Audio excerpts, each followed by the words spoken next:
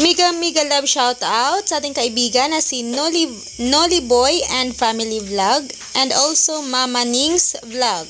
Thank you so much po sa inyong suporta.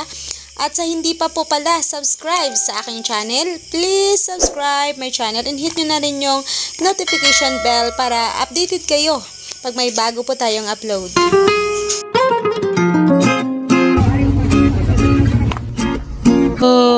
Nung una talaga mga lods, pag nag-start ka talaga ang hirap. Andun talaga yung takot mo na baka malugi yung puhunan mo. Na baka sayang lang yung pagod mo. So, determinado tayo, no? Na think positive lang talaga, no? Think positive lang talaga yung kailangan, no? At samahan na natin ng sipag at tiyaga. So, ganon talaga nung nagsimula kami, andun yung takot.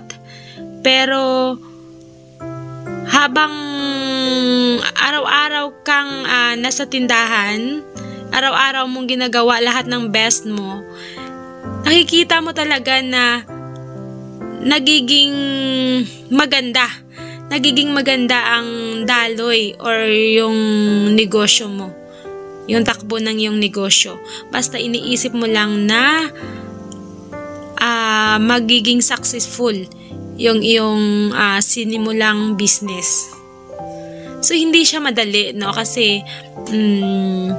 katulad sa amin, naglalagay na nga kami ng mga CCTV dahil nga hindi na namin mabantayan yung meron din kasing mga empleyado na talagang hindi mo talaga mapagkakatiwalaan. So, hindi siya ganun kadali.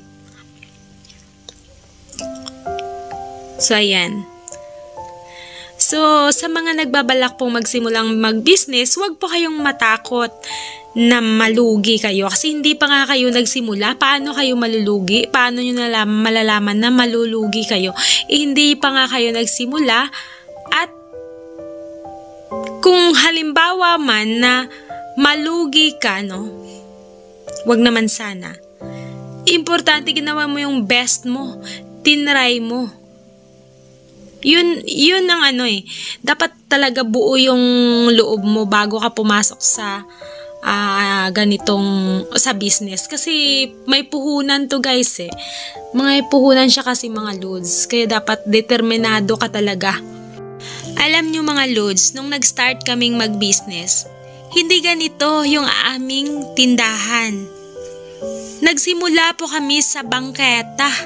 Kung nakikita nyo yung nasa mga palengke, yung nasa bangketa lang, na nagbibigay lang ng ticket, 20 pesos sa isang pwesto, sa isang bangketa, na yung haba ng bangketa nasa 2 meters lang. No? 2 meters lang yung haba ng bangketa. Diyan po kami nagsimula. At sa ganong sitwasyon po ay sobrang hirap ng pinagdaanan namin. Dahil araw-araw mo siyang tanggalin sa bangketa. Dahil nga pag hindi mo yan tinanggal dyan, sigurado wala ka nang madadatnan kinaumagahan. So, ganun siya kahirap, guys. Hindi katulad ng ganitong pwesto na hindi mo na kailangan tanggalin yung mga paninda mo. I-close mo na lang yung sa labas. Lagay mo na lang yung mga harang dyan sa labas. Hindi ganyan.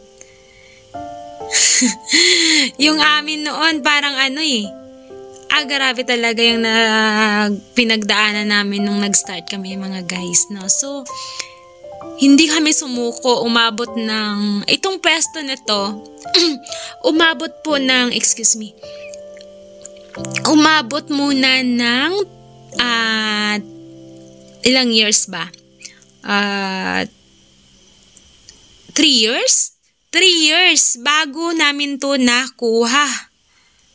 No, umabot muna ng 3 years bago namin to nakuha. Bali, ito talaga yung una naming nakuhang pwesto na ito yung dito namin nakita na talagang lumago yung aming sinimulang business, no? Nag-start kami, guys. Alam niyo mga lods, nag-start kami sa halagang 30K. Gulay-gulay, konting gulay-gulay, mga kung ano-ano dyan, konting mga, basta, sa halagang, imagine halagang 30K. Magkano lang ba yung maano mo nun, no? Saktong-sakto mo lang mapuno yung 2 metrong bangketa nun sa 30K mo. At konting sabit-sabit. Ganon lang, dyan kami nagsimula sa ganon. Ganong estado ng pagdinegosyo. So ngayon guys, no, hindi sa pagmamayabang, no. Bali, ilan na ba pwesto namin? 1, 2, 3, 4. Nagkaroon na kami ng 5 pwesto. No. Nagkaroon na kaming 5 pwesto kasi may pwesto pa kami doon sa market. 3 doon sa market. At dito, magkaharap. Itong magkaharap na to, nung nakikita nyo may tindahan sa harap, amin din yan. Kaso yan, convenience store yan. 24 hours open. So, yun lang ang masasabi ko lang sa inyo mga idol. Huwag kayong matakot magsimula.